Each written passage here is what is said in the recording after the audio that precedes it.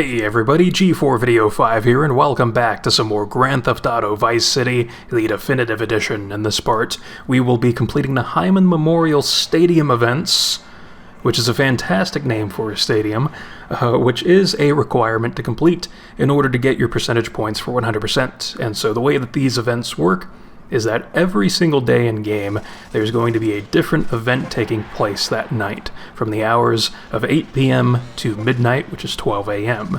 And so you have to arrive at the stadium during that time frame to participate in whatever event is happening that night. There's going to be 3 total events. First up, we have the Dirt Ring, which just happened to be the event that was taking place on the night in-game that I decided to start knocking out this little side activity for my percentage points for 100%. But on top of the Dirt Ring, we also have the Hot Ring Racer and then the Blood Ring. So those will be pretty fun to show off. But this first one here, this Dirt Ring event, requires us to use the Dirty Sanchez to collect 32 total checkpoints that are scattered around this arena. And within this arena, we have makeshift ramps and obstacles that we need to get over and up and down and side to side and all over the place to collect all of these checkpoints. And it's actually pretty fun in my opinion, especially here in the Definitive Edition version of this game. So yes, I am praising the Definitive Edition version. And the reason for it is because in this version of the game, it's more difficult to fall off of your bike compared to in the original version where it was quite easy. And so, especially so with these exploded vehicle carcasses or whatever they happen to be, they might just be worn down shells of vehicles, but you know, with those especially, they can be a pain in the ass to get over and up and down and all that to get these checkpoints, because they're really finicky with the physics. Which makes sense, you know, they're rounded vehicles, they're not exactly straight ramps like those planks are, but, you know, they're definitely very annoying to get around and all that in the original version, but here in the Definitive Edition version of the game, it seems easier to go up those vehicle carcasses, or whatever you'd want to call them, so that's quite nice. And something else that's quite nice is that even though there's a timer during this particular activity, the timer doesn't really mean a whole lot. It does impact the reward you get for completing this event, but there is no time limit for the event overall. So that's pretty great because you can take as long as you need to collect these checkpoints, just in case you're struggling and maybe it's taking several attempts to get one single checkpoint. You don't have to feel so bad about it because you can take as long as you need to. Now, the way that the timer impacts your reward is that if your timer is under 5 minutes after collecting all of these checkpoints, you end up getting $50,000.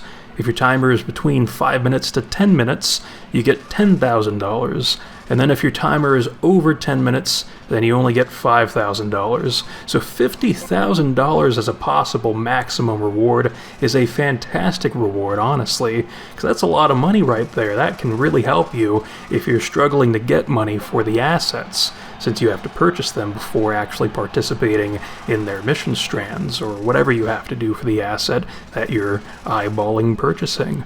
So that is fantastic, although not overly helpful for me because I'm already past that point, and I'm at the point where money's kind of useless because we have all of these different assets that are generating money for us, so it doesn't really matter too much, but we'll still try to go for the maximum reward. And you can see I'm really struggling with this particular checkpoint.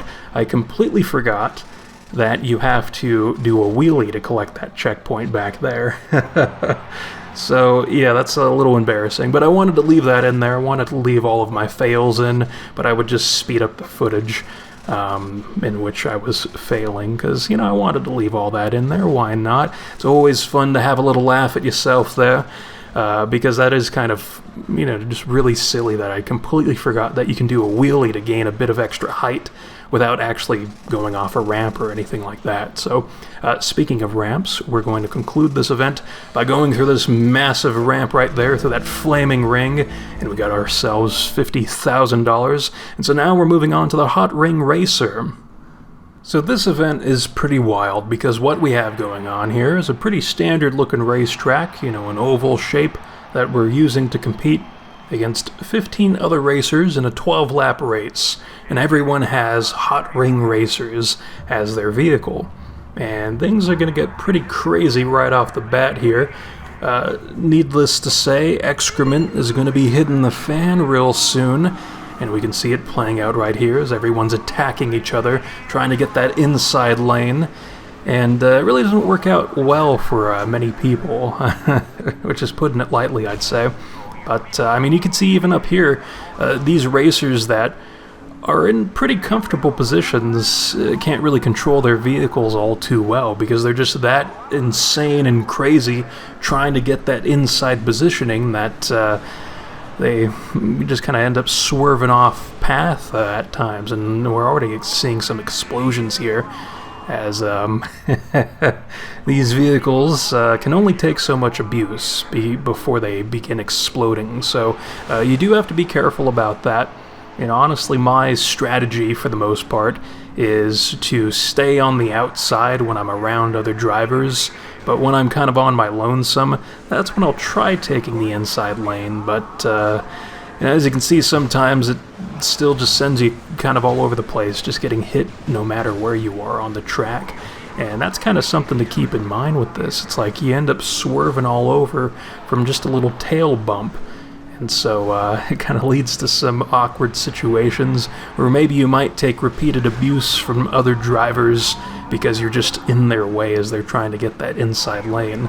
But you can see the exploding vehicles all around us. Honestly, well, I guess before I mention this, I do want to point out this little pit stop. Thankfully, there's a spot we can use to replenish our car's health, which is quite nice, so that way we don't have to explode ourselves and then respawn in. We could just use that pit stop to heal up. But we don't want to use it too much because that takes a bit of time to heal up, and those damn explosions, man.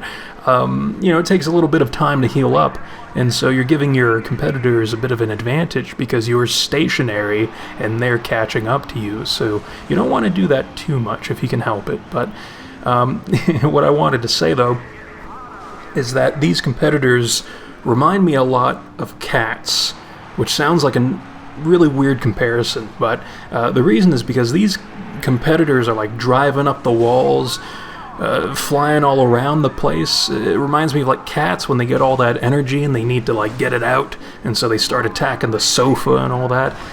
I mean, you see that car back there? He was like driving up the wall. This guy right here, on my anus. It's insane what's happening. So you really got to be careful with these racers, man. It's crazy stuff. But I think we're doing pretty well. Already on lap number 8. And, if I can help it, I would not want to use the little pit stop more than twice. But since we are kind of on half health, and yeah, that little action happens, so I ended up getting spun out a little bit. But I'd say don't use that pit stop more than twice if you can help it. I obviously needed to use it twice, and actually I caught on fire right here, but because of this pit stop I was able to get out of that state of being on fire, and then I healed up to almost max health. I'd say you don't really need to max out your health every single time you get to one of those pit stops, but you can if you want to. It's personal preference, I guess. But here we are, lap number 10. And as we're finishing up this particular event in kind of a sticky situation right there, I do want to go over the rewards for completing this, where first place gives you $5,000, second place gives you $1,500, and third place gives you $500. And so, even though second and third place do give you money rewards, you do not get credit for the percentage points for 100% by getting those places. You need to get first place if you want your percentage points. And so here we are on the home stretch, and there we go, first place, $5,000 with a total time of 4 minutes and 8 seconds. So pretty cool stuff there. This final event that we're doing is the Blood Ring Destruction Derby, and the way that this event works is that everyone is given an oceanic that is amped up a little bit, and we need to collect checkpoints that appear within this arena. And for this first checkpoint that pops up, I let everyone else go after it because everyone right now, nice 69 right in my face there, but everyone is in the perfect position to get this first checkpoint. So I'd rather everybody else duke it out for it and get off track while I set myself up in position to collect the checkpoints afterwards. And so the goal here is to get a target time of 1 minute. See that timer that's counting down in the top right corner? For every checkpoint that you collect, you get 15 seconds added to it. And so we need to hit that target time of 1 minute, which we've just done to complete this activity. And so our reward is not only percentage points, but also 2 blood ring racers will now spawn on the side of the Hymen Memorial Stadium, one that looks like an Oceanic, and the other one that looks like a Glendale. And then also at the Vercetti Estate Mansion in the bar room on the first floor, we have these 3 trophies that appear above the television set that are floating in the air. So bravo Grove Street Games, fantastic stuff there, and that completes this part. So in the next part, we will be tackling the Chopper Checkpoint side missions. So until then, I will see you next time.